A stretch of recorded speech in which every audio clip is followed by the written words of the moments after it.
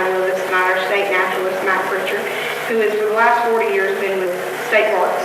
He started when he was 16 at the Chuckalissa Indian Museum, teaching the Indians, the Choctaws, how to make arrowheads. And then he moved into worked at Lehman Shelby and has traveled all across the state at many different state parks and has an archive of photographs telling our history, and travels across the state still, enlightening all the park rangers and reminding us why we are park rangers and we're in this business. And I think he can tell the stories of this exciting.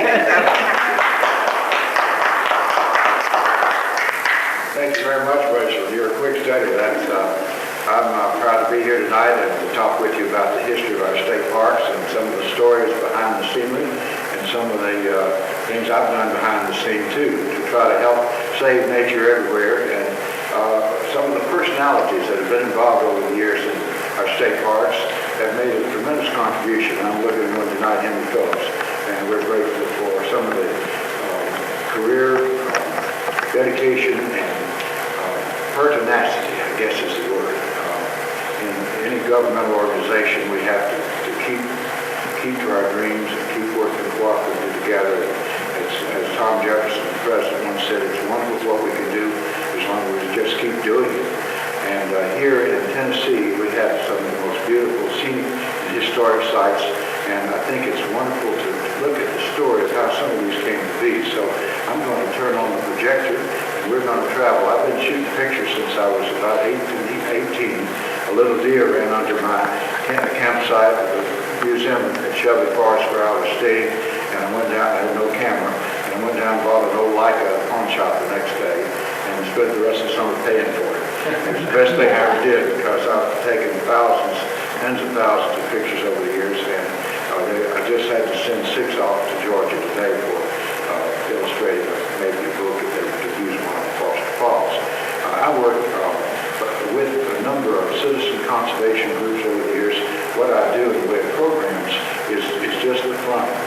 The rest of it is to try to network with the people in the community and to help them organize means by which we can save parks like this. And looking back over the years, when I moved to Memphis, Ellis had just put on a free benefit to my Lessick High School. And Dad took me down to Beale Street and said, now I know where Elvis gets his clothes here at Landscape Home. So he bought me a new suit. Well, it was new to me. It was a little used, but it was perfectly new to me. So the first job I got up here, Mr. Chavez said, Mac, I want you to go down here in Lawrence County and look at that old mill down there and see if it'll do for our museum. So I did, but there was a barbed wire fence, and when I stepped across the fence, I heard a rip. I thought, so much for new clothes for state work. So I've been recycling ever since. So let's take a look at the slides, and we'll turn the lights down, and thank you so much. And maybe we can pass these. That's good. When you get off the elevator at the State Park office up in Nashville, you see this new logo that Charlie Tate had designed, and then you look at the old CCC cabin. When I was at Shelby Forest, about 12 years old, I stayed in a cabin like that at a group camp, and I got bit by the state park bug. And that bug's been biting ever since, and it's been a wonderful career. I don't know anything. When they hired me, the ranger said, he told me what he wanted me to do, and I thought, oh, they're going to pay me for what I like to do. They never pay very much, but it's just been an absolutely wonderful career to see these places. When I came up to Nashville, I decided let's have a sign that will not be shotgunned as often as the others. So I put the word welcome up big. And then the fine print, as you see, it gets a little more, keep it clean and green, and then all the parks, all features protected and all that. And there's still some out here in the woods that haven't been shot down. So apparently, if you use a little park psychology, that seems to be the thing that works.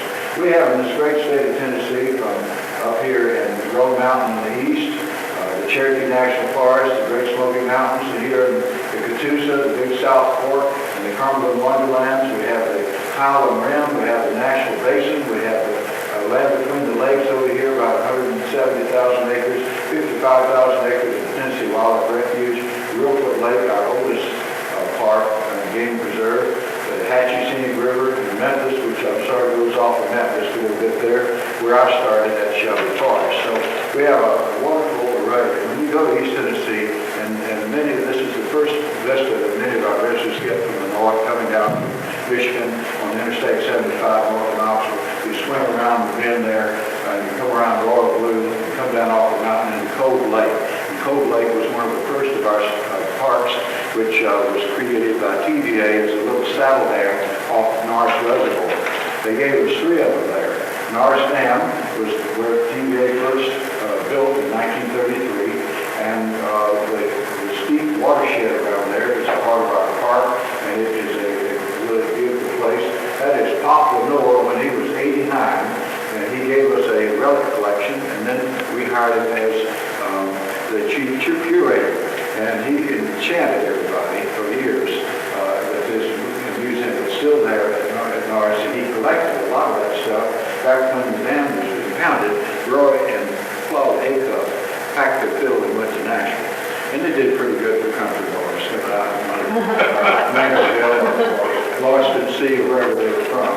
So anyway, that's where a lot of that started. That, by the way, was our first parkway in the United States in 1933, the TVA developed. So the Big Ridge is a classic little park designed by landscape architects so that you can go there, get out of your car, and then for a few days you walk around to everything that you need to walk to.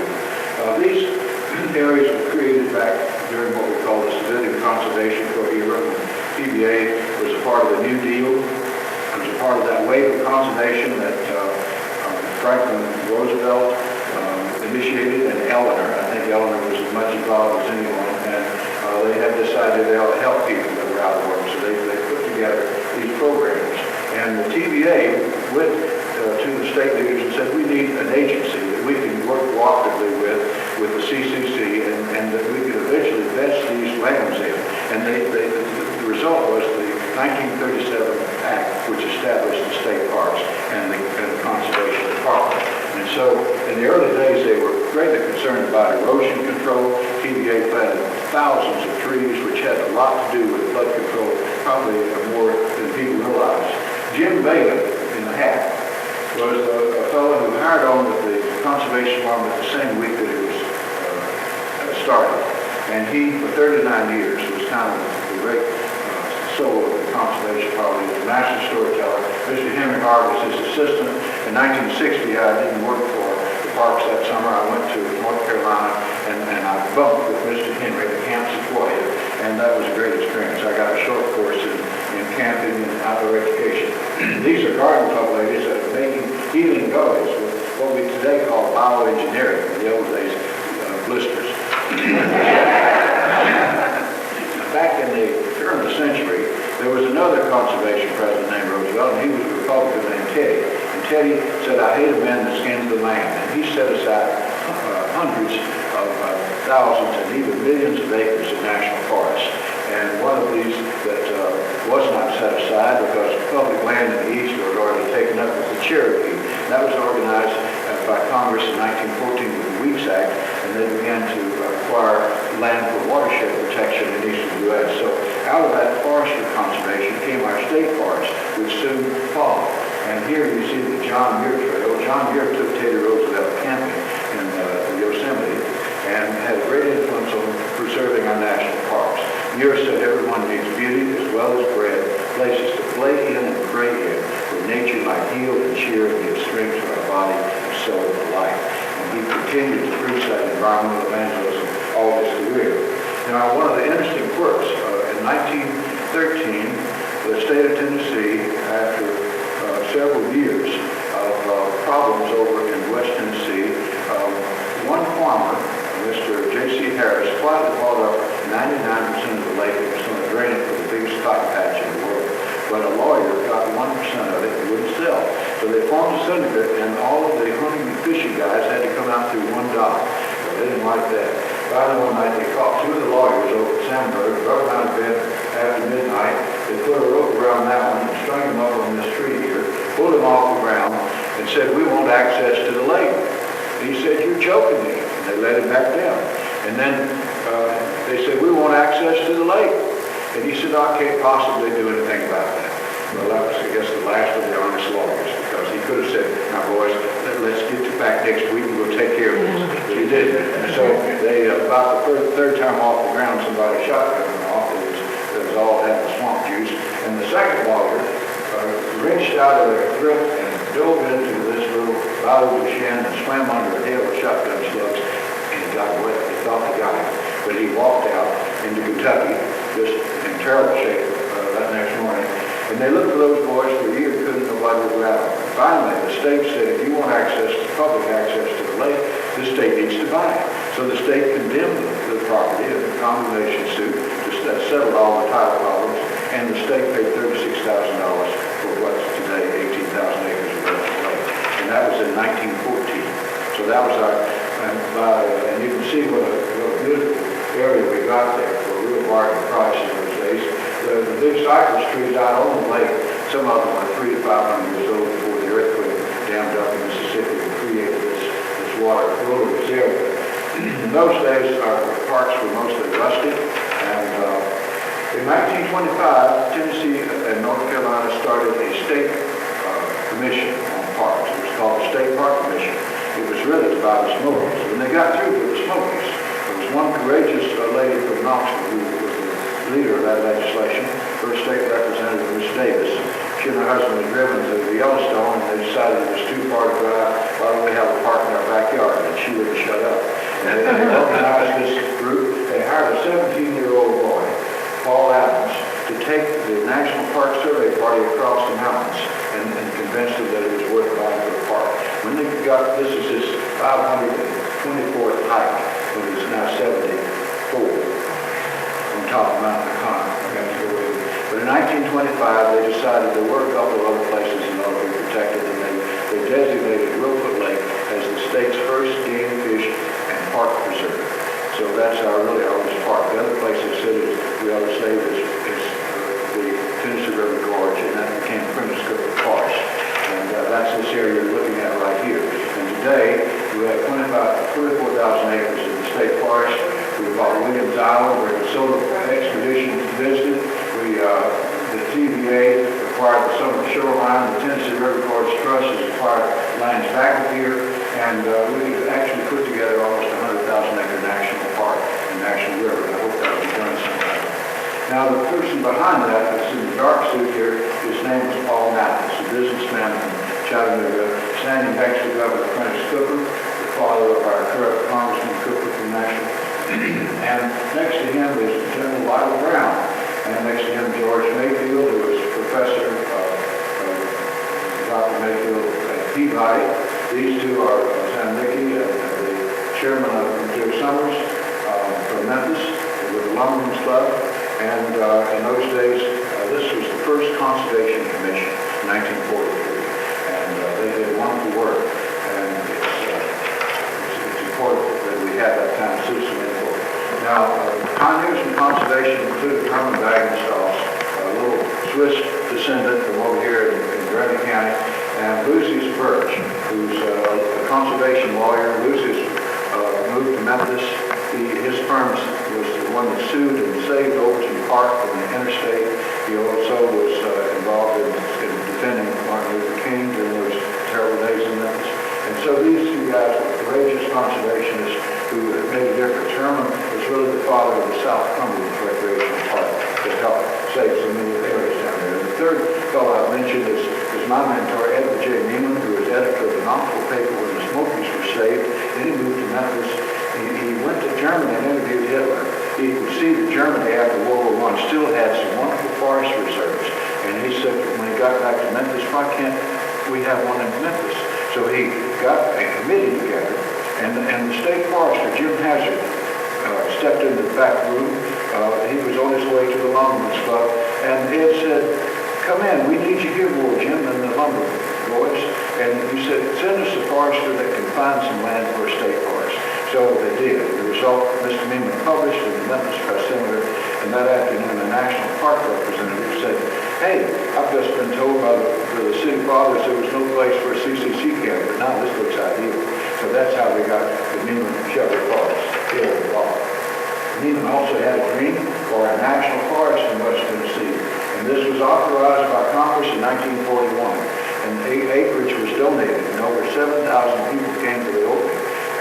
Sadly, within a few weeks and months, World War II heated up to the point that it took all the money. So that was never achieved. But today, our wildlife agency and the Tennessee Park and Greenwood Foundation are quietly acquiring some of the key pieces to put back together this wonderful purchase unit and have on the Mississippi River a major recreational region. Now, there was a time when Peckerwood Taft, as he was called, this man's father, he made charcoal. And he wrote to the legislators, he says, why don't y'all come up here to Fall Creek Falls and see how pretty this is and have a picnic. So they all had food like he had upstairs, right? And after that, they all voted for the park. And that's the sort of initiative that made a difference. So look at the size of the people here, and you can see why this is the highest waterfall in eastern U.S. outside of the cave. We have some in the cave that's higher. We have some that goes cascading, but this one's pretty awesome. There are 5 waterfalls in the park. We're now trying to put together a great circle of green that will extend Fall Creek Falls up to Bledsoe Forest, up to Scotts Gulf, and then down the Cane Creek Gorge. Now, after the war, there were plenty of surplus military vehicles, and we got those for our forestry and park. This is at Fall Creek Falls, and they began to build parks in earnest. And here's H.B. Hickerson, Willie Hickerson, our park engineer. Lou Schwartz, our recreation consultant, who in the beginning was paid by TVA. His salary was stipend. There's Gordon Turner, the director of state parks in 1955, who I hired on under.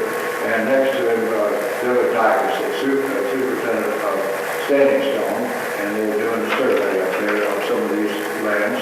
And Herman Bagenstos told me that he had a pocket forestry manual, and he used that to build the Fire User Trail. And it's still there, it's one of the best. So the CCC lists all the names of the people, and that little structure was created in 1937 and still in good shape. It's been rebuilt. And some of the finest architecture, I call it, that we've ever had was done by these people, because they had people out of work, the best engineers, the best landscape architects, and people didn't mind working. You know, what they say, the reason the dollar won't do what it used to is we won't do what we used to for a dollar. Back then, you can see the fine handmade labor and the wonderful sugar makers. This is a Cedars 11.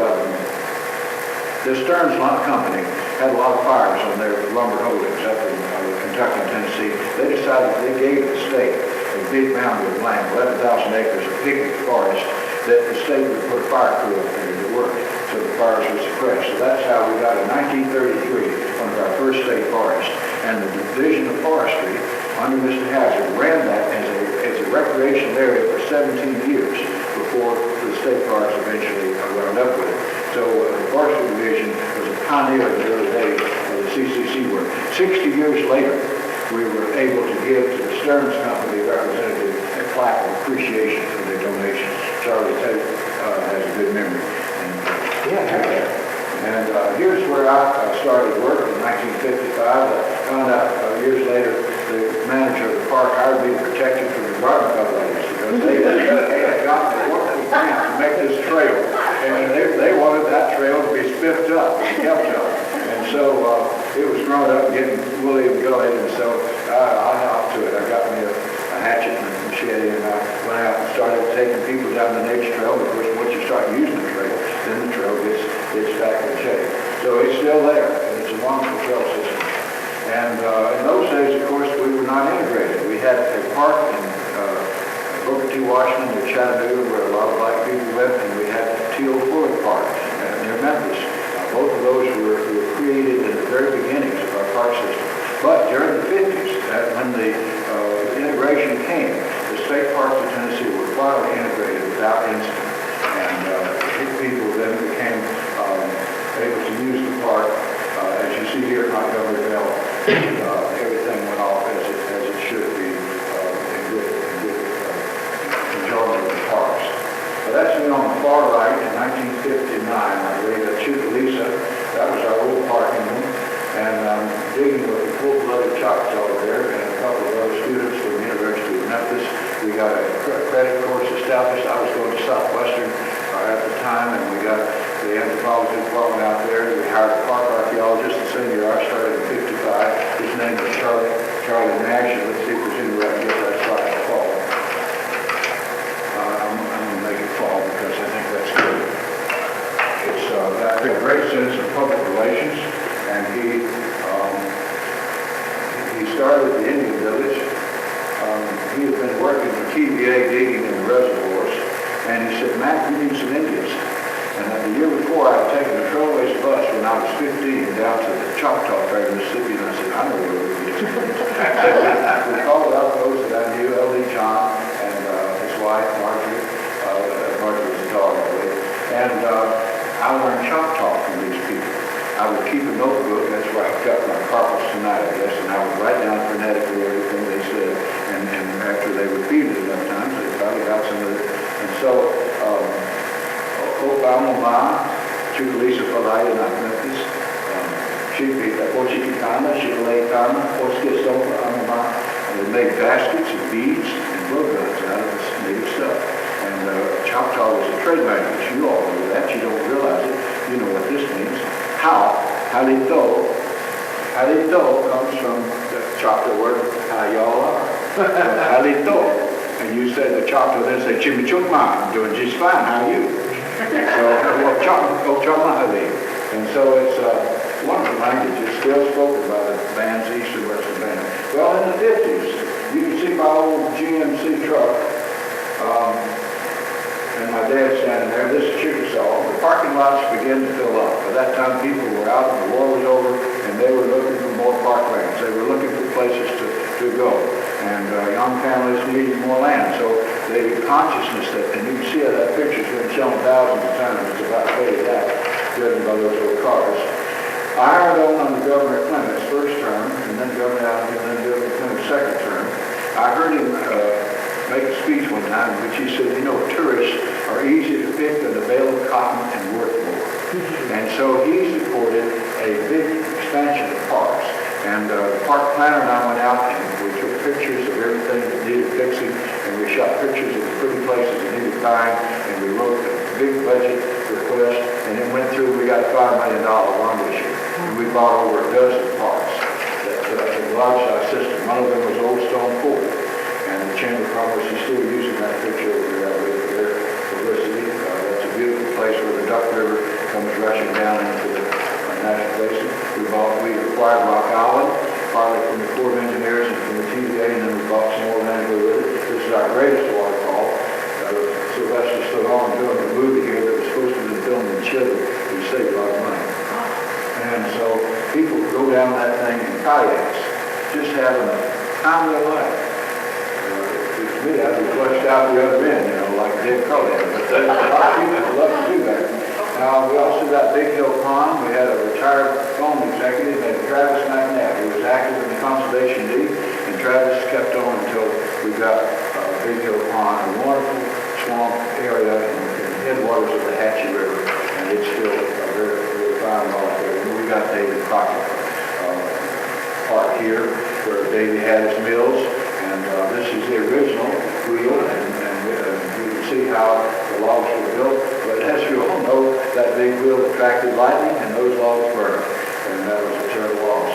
This is the wheel that we were able to salvage, so we still have the wheel.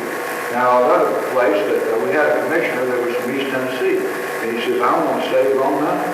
And we couldn't get the top of the mountain where this picture is made, but we could buy some of the slopes. So we went down and worked with the Cranberry Company and got the oil company and bought a couple thousand acres. And Donald McSween was my commissioner at that time. He was a lawyer. He was a man of great ability. He went after Tennessee's tenure. He went to South Carolina, and he boosted their parks as well. So he did a great job. This is the Lone Mountain Festival in Rhododendron and Cool Bloom. It's beautiful up on top. It's about 6,000 feet elevation. Our park planner was Charles Norman, and he made a model of the park. You can see they're cutting out paper mache, and he designed the cabins and the strawberry knob and all the other stuff that goes there in that steep topography so that it would work. And that's he stood also up against the consultants who wanted to build this hotel at Fall Creek Falls. He said, I think that's a bad idea. It might And he said that, everybody said, oh, wait a minute. So Gorman was one of the first in the World War I into Herman Garrick's office after the fall of Berlin. And he was a man of great moral courage. And he, after a while, he went to work for the highway department as a landscape architect and planted laborers money on the highways. One day he was out there and he saw what was going on. He said, Mr. Allison, can I borrow your car phone? He had a Georgia accent. And Buck Allison said, sure. He was in the bush business, the nursery business. He called Commissioner Highways. This fellow's planting dead bushes out here. Oh, they didn't plant more dead bushes after that. So we were getting pretty fancy on some of our other hotels. You can see that's one of the ones Alexander was over. This is down here at Wharton Park, and one of our grand lodges. At that time, the Conservation Department moved from the Hotel Hill building out to the 2611 West End building, which all the innocents built behind, until we outgrew that. That was where all of our operation was. I've got another slide I'd like to see if I can get it to fall. That's green and some red. Yeah, and orange. I wonder what red is. I'm not sure. I'm not sure what he had in mind here, but let me see if I can get this one to go down. I'm not sure that it will. It's pretty warm. Let's see. Okay.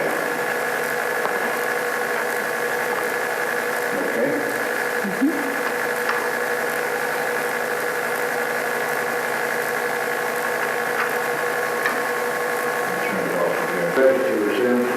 Anything made by man will give trouble if it can. This was Ed Chapel, who was the director of parks, who had been an Ellington appointee. When I came in under Governor Clement, they threw everybody else out except Mr. Ed. He had a lot of friends. Anyway, I wound up, he was related to Clovis Chapel, who was very fine with all. He'd been a railroad man. And my loyalty, of course, went to my boss as director of parks, and I helped him as best I could. And he stayed on for a long time, probably longer than any director we'd had for that period. Here was our staff. This was the Conservation Commission. There was the Personnel Commission. There's Mr. Bailey. Let's see, there's the Deputy Commissioner Sam Morris. There's Bert Elmore from Chattanooga, who was the Director of Tourism. And Earl Shaw, who wrote the Monkey Trial, was our Director of Information.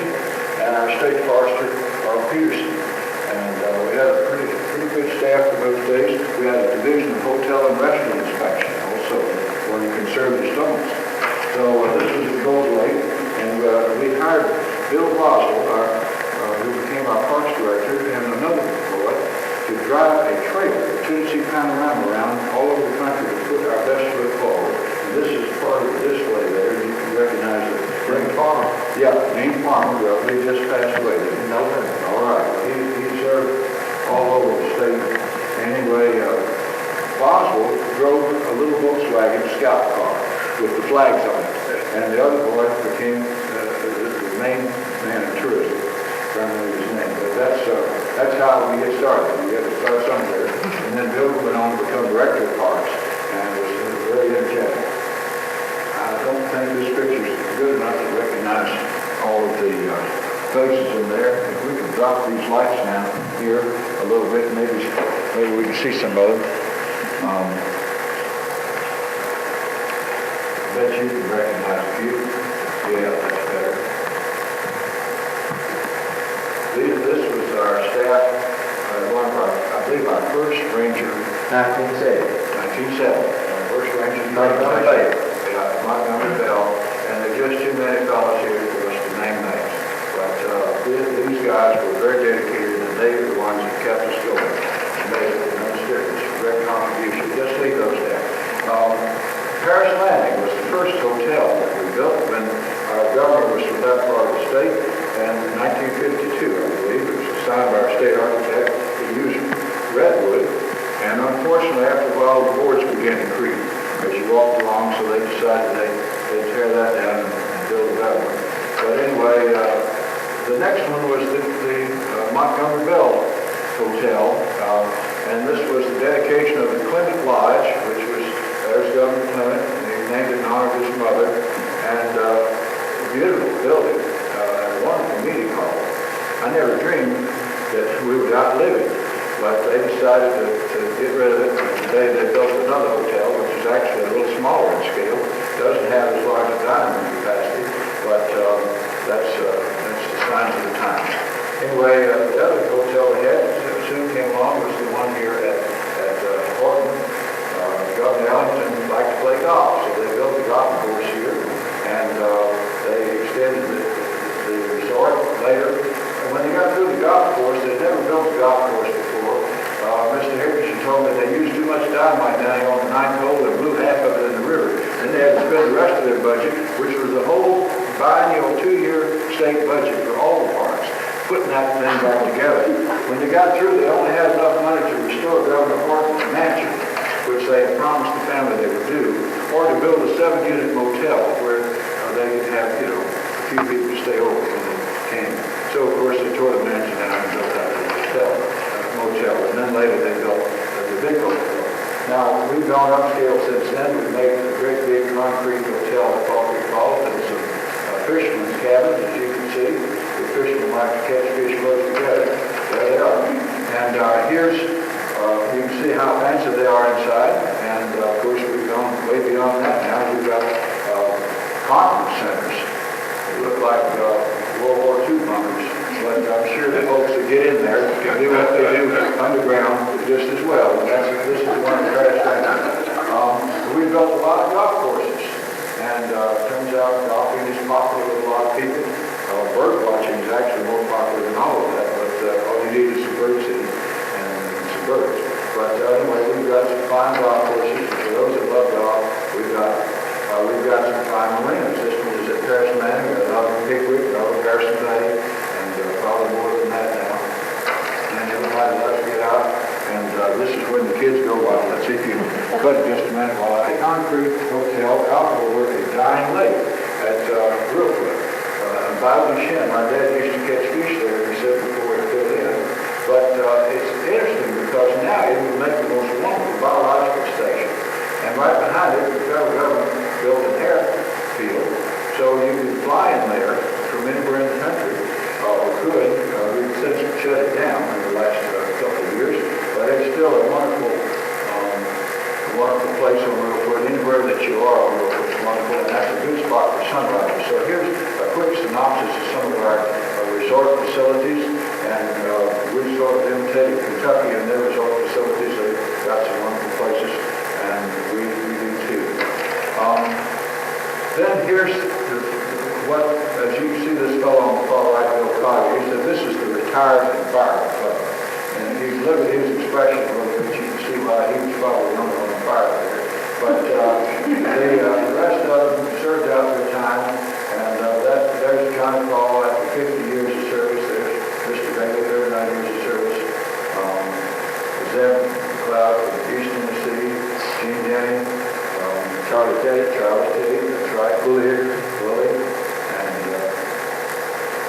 just a wonderful bunch of people that were poor, long-term wives, and many of them worked in the parks as park secretaries, as managers of the restaurants, and there was our parks director, on the left. Now, in those days, we quickly found out that our parks rangers had to be diplomats. As you can see on this old Dodge, because we didn't have the money, we didn't have the FBI training to be saucy with people. We had to use park psychology, and that worked.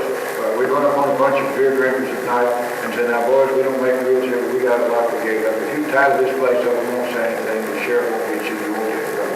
And they did work. They tied it up and be out of there. And I've seen others approach that and get worse results.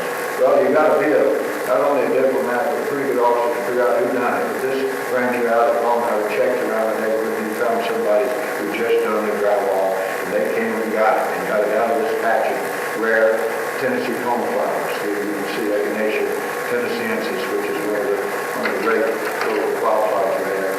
One of the first trails McSween asked me to lay out was the one down to underneath Fall Creek Falls. The General McCandless was a little too out of shape to take the steel cable way down and get out. And then we had a scoutmaster that was killed with a falling rock. So we laid this trail out, and little that I dreamed I would outlive it, because it literally wouldn't walk to death. People went down and had to rebuild it, and it's good. This was the first trail over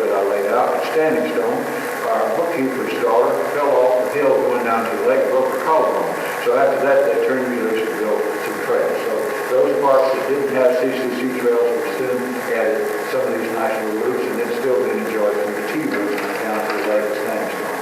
One of the trails that I was most gratified to see was the handicap access, and Jim is still active with the Friends of Long Hunter. His hair is gray like mine now, and this little girl out there is grown, but people are able to go around that trail without being limited by their physical ability. One month I did a lecture in every park across the state, conservation program. People were so enjoyed it so that we realized we had to have some help. I had a bad car wreck about 69, and Bill Boswell then allowed us to hire some seasonal naturalists. And this was our first training camp. There's Paul Adams and Dr. Morris from UT, and we were training a bunch of recruits to go out and teach people that nature study is for living and for loving. And if it's leaving its tree, you better let it be. That's poison ivy. These kids are keen on that. You can see them going back. This is the Red Lake.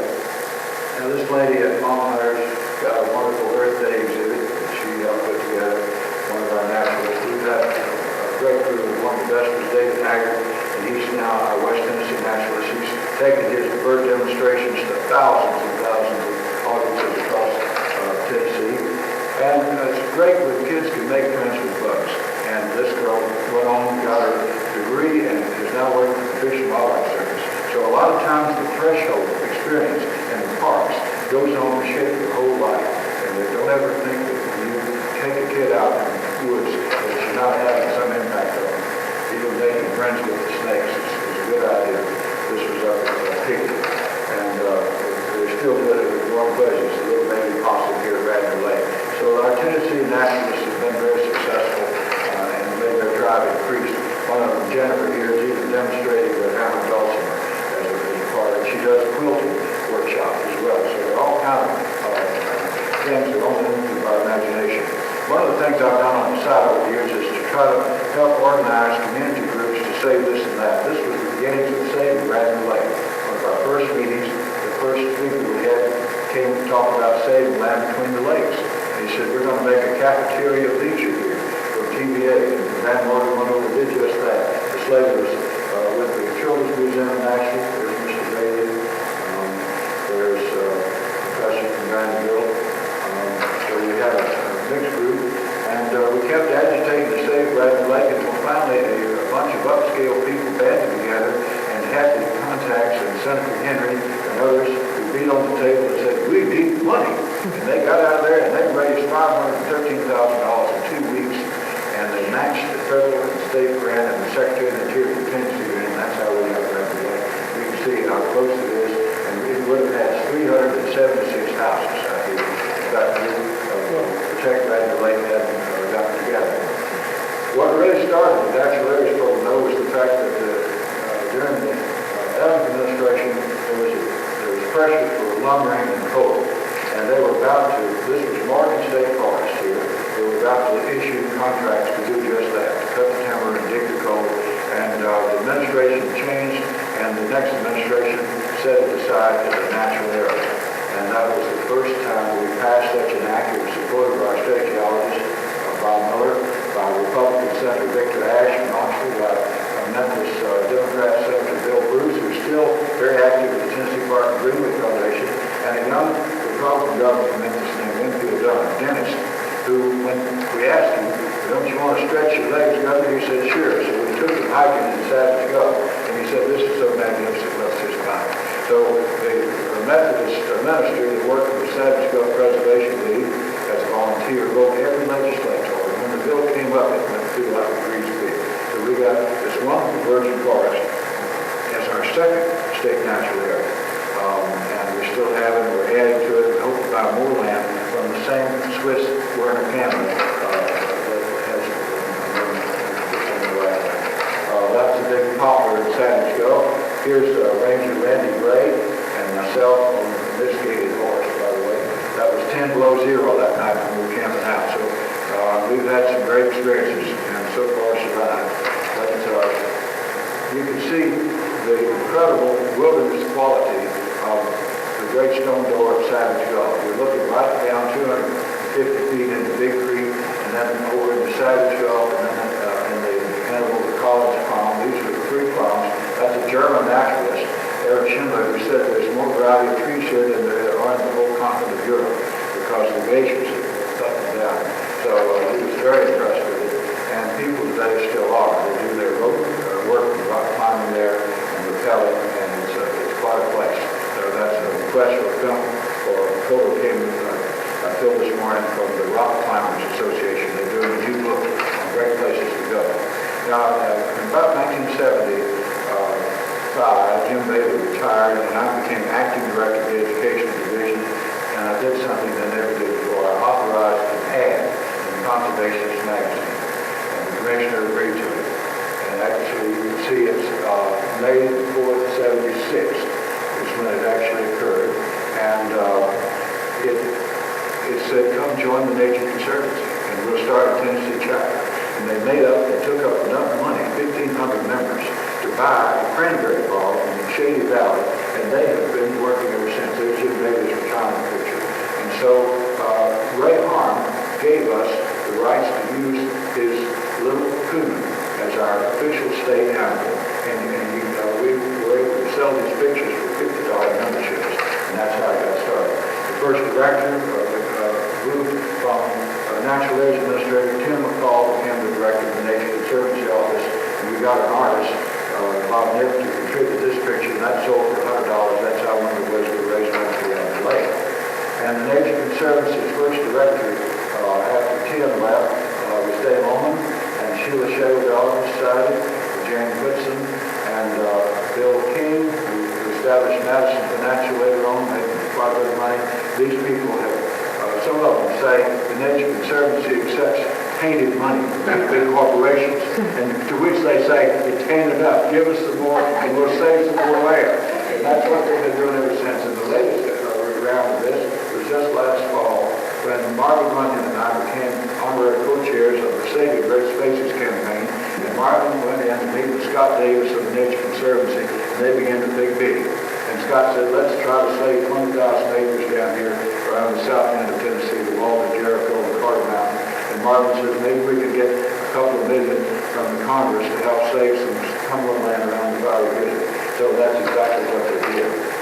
And here's 30 years later, the original band that helped save Brandon, like Dr. Elsie Quarterman from Vanderbilt, Dr. Oliver Yates, Dennis Gibson, and others here, doing a retrospective, and Walter Crowley, our Director of Developmental Planning, Ann Tidwell, and others here, Attorney General Shriver. You can't see very well in this picture, but these were the folks that were, if you can cut that off.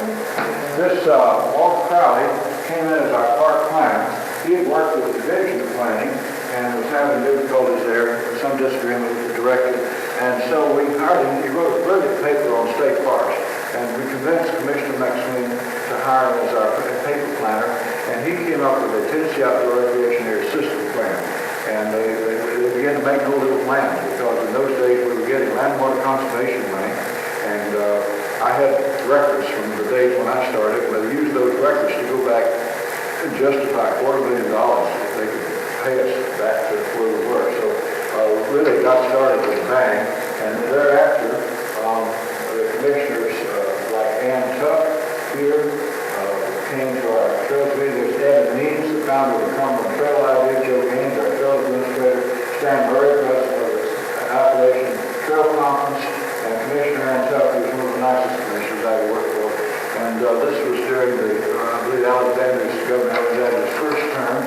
And about that time, we were entering into a period where we were 50 years old. And you know, it's time flies when you're having fun. And here's the sign over here at the new Fort Loudon Museum, the old burn, and they rebuilt it. And Commissioner Charlie Howell, and Director Sharpio, and Bill Boswell with the Coonskin Camera was there for our 50th. And then we were able to get Bill Mott, the brilliant parks director from California, who was the National Park Service, I believe one of the greatest directors, appointed by Reagan. And there's Shaw Hickerson, former State Parks Director, and Gordon Turner, who was 90 when that picture's made, and Buck Allison, who was just a little bit off. He was one of our parks directors,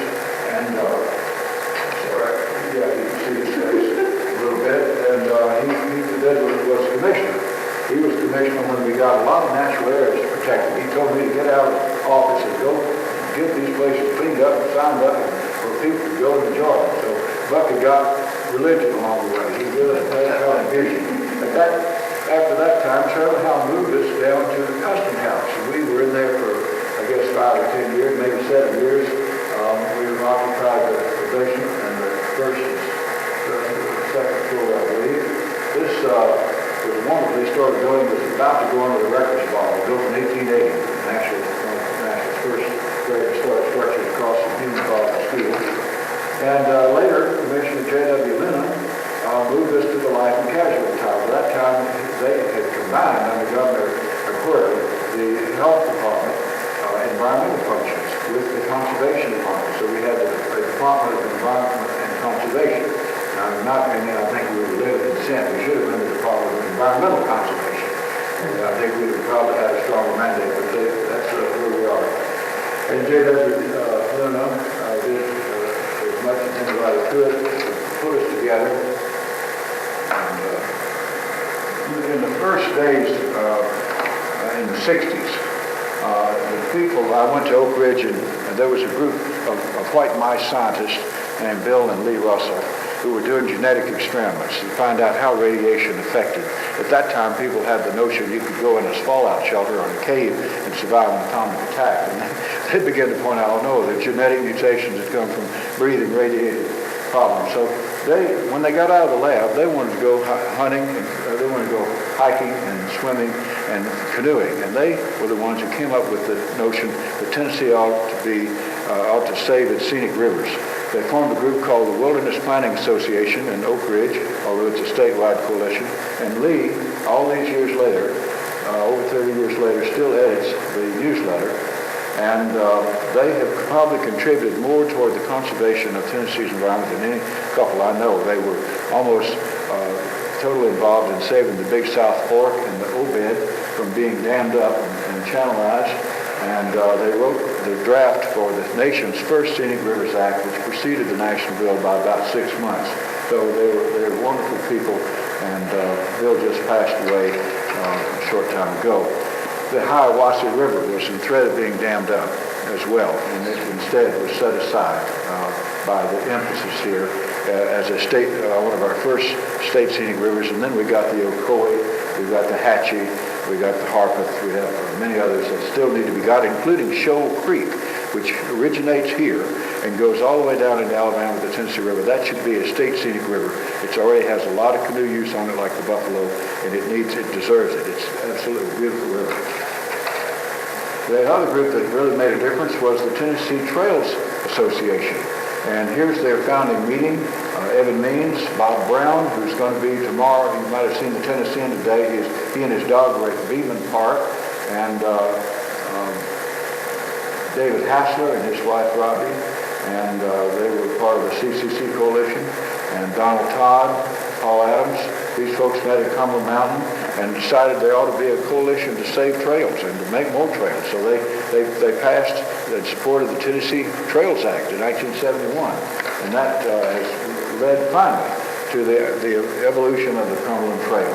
And the Park and Greenway Foundation was able to help put together an acquisition of beautiful Black Mountain here at Crab Orchard.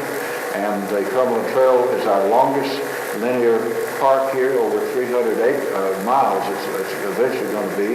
And it's just amazing that volunteers have been working on this big dig, and they're saving the gorgeous gorges from the Bullwaters Corporation Company, who set these things aside many years ago as private corporate wilderness areas, but as the company's profits have declined, they've had to put these lands up for sale, and they've given us first shot at them. And so the Cumberland Trail Conference has been raising money quietly through foundations, and now we're acquiring Possum Creek and many other beautiful spots over there, and it's going to be great. And here's the gang that's doing it. Bob Fulcher is the park manager. Rex Boner is the conservation fund wizard that's been able to, he's kind of an acquisition diplomat. Fran Wallace, our attorney, who's a real hiker. Sam Powell, who's one of the founding Boy Scout leaders that started the Cumberland Trail on the southern end. And the trail, of course, is named for Justin Wilson, who got out and hiked the whole trail, or most of it, and who has directed a lot of money through the government and through private sources to acquire this wonderful linear park out here. Now, the Tennessee Trails could muster enough people to build a trail of about, I think, 10 miles long, and I'm not sure for sure the mileage in Evans Park in just one day. And that's the Jack Favorite Trail, and that's amazing. Lynette Welch, our park biologist, is having one of her first meetings of the all-taxobiological inventory up at Evans Park. They're seeking college professors to come and help them to study with the graduate students some of the rare species of critters. There's Bob Poacher again and John Croshower, and we have that funded through the Tennessee license plate, State Park license plate, Irish one we call it. And we're planting these native species around our parks, and that's been very successful. Now, over the years, many of our parks have as much historical as well as scenic features. And one of the first of these was the 1810 log cabin, which was reconstructed by the Methodist Church here in Montgomery-Bell for Reverend Sam McAdoo, and they built a little chapel where services were held here. And this dates from the era when Montgomery-Bell was mining iron, and the nature furnace was active here. And of course, we have an incredible bicentennial mall, which is just lined with these wonderful historical markers. If you can take the time to walk about that, you get a step back in Tennessee's history. And now they redesigned this wonderful vista of the state capitol, and that's stimulated a great deal of good work in the national community. Another, of course, is our famous and favorite son, Sergeant Allen York, whose home is here, and his little red mill there. I was driving down the road back in the 60s, and there sat his widow and his son and grandson and brother George on the steps. And I stopped to chat, and they said, you know, Sergeant, sure wish we'd saved that little red mill.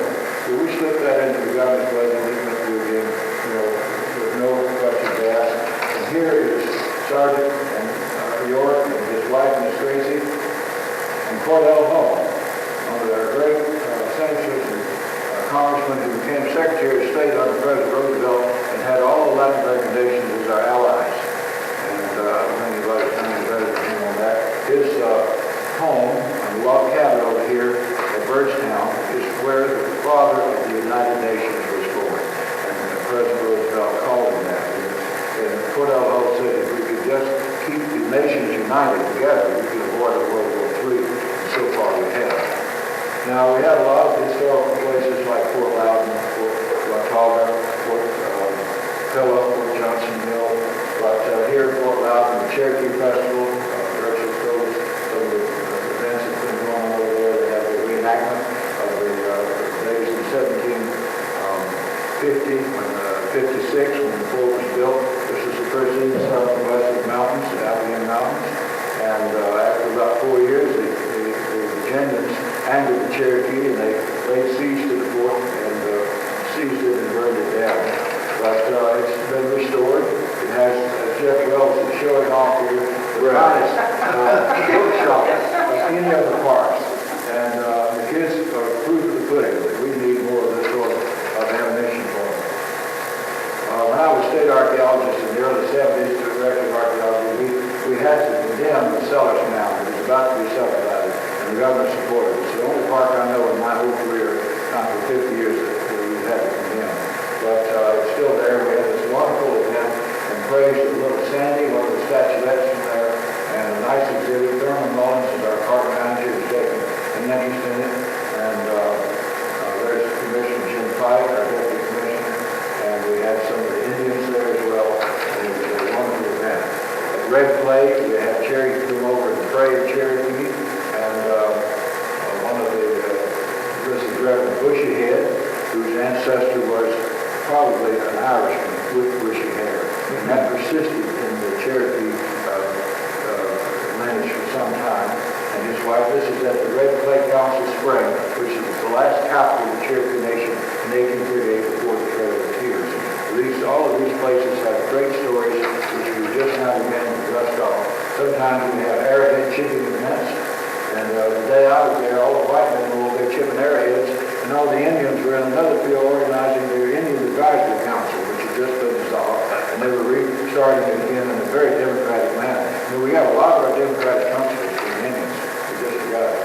Well, after 40 years, we have another park archaeologist. His name is Bill Alexander.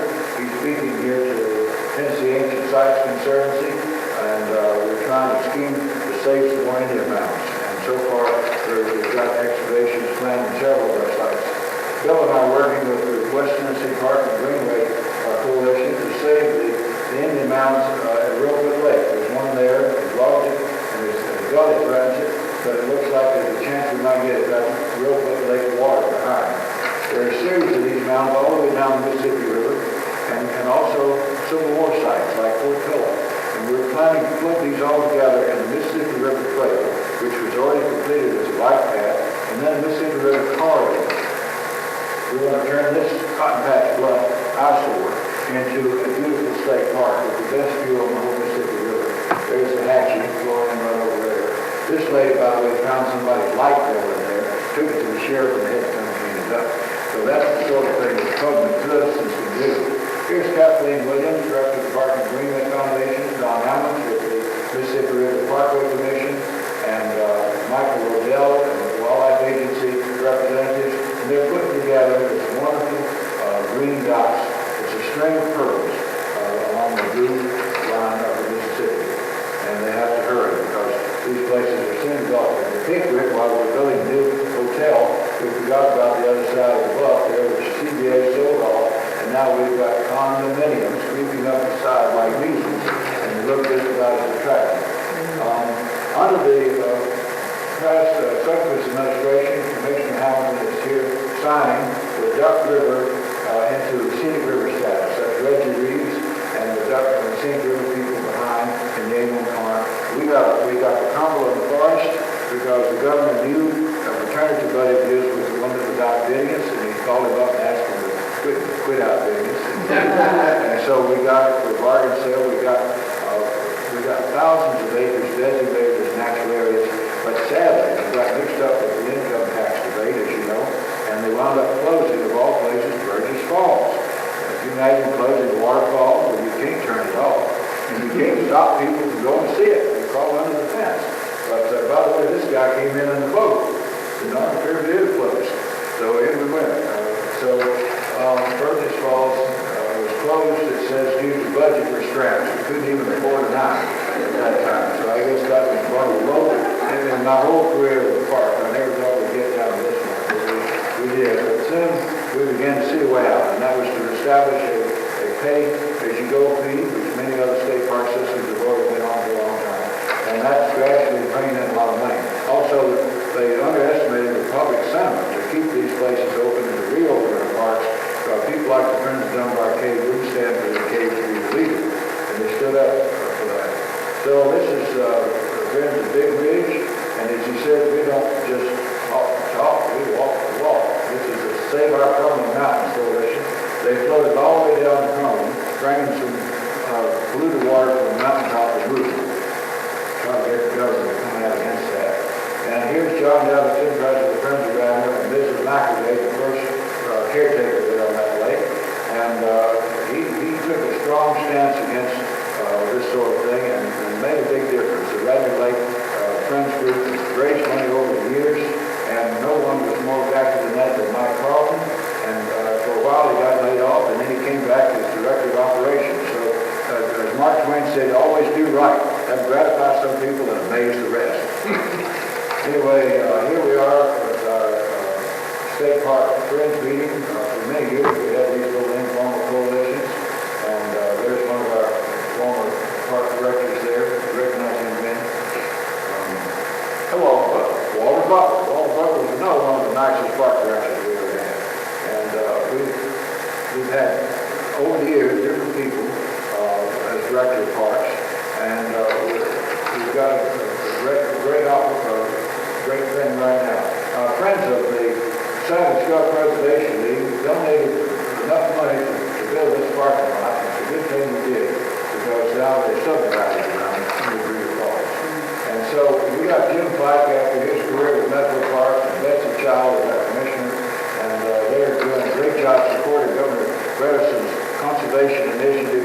state more land. To save our Cumberland Mountain people, wrote so many letters that the Secretary of the Interior, Bruce Bass, came down and declared unsuitable for mining the watershed of Crockett Falls. Because this coal shovel here is 300 feet long and was within a mile of Crockett Falls watershed. And they were about to run it with pollution. And when they come back with the current demand for coal. Now, sometimes, you know, you can draw a green line around the park and think it's preserved, but it's not always.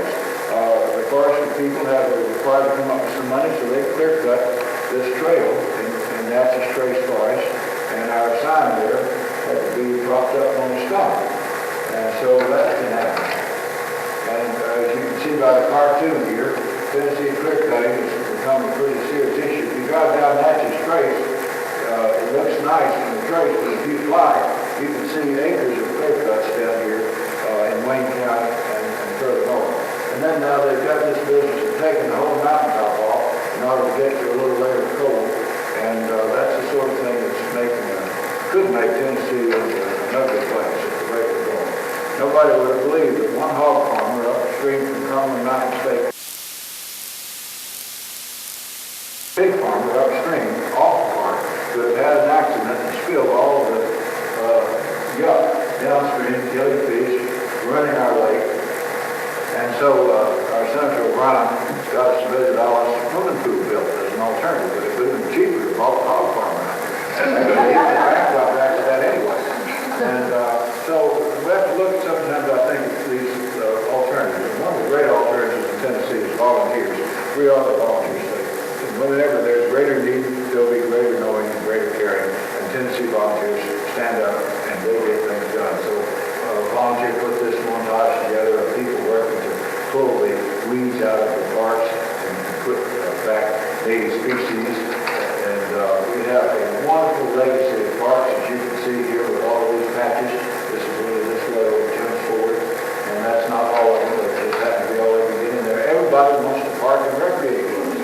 And they come from Ohio, they come from Florida, they come from all over. In fact, we need a reservation system for our campground. When you go there, you can't get them in with a shoehorn. Even Natchez Trace, we started out with the Garden Club down in Mississippi, promoting this thing in 1905, has now come of age and it's going to be completed in May. So I hope y'all will get on the trace and go down to Natchez for it, because this is a great historical trail, and it's not too far from us here, and it's part of this national heritage that we enjoy. Now, Dave, as you know, was born in East Tennessee. This is where he was born, right over there in a little cabin, which we reconstructed near Limestone. A little known, but his brothers built a raft when he was 4 years old and were out playing in the river. Well, David just had to get involved in that, and he got too far, and he got just about swept over the fall. He squealed so loud that the neighbors quit plowing and running hot before he went over. Then David Crockett down here at Shoal Creek, or Mulberry Creek on the Elk River, or the Alamo.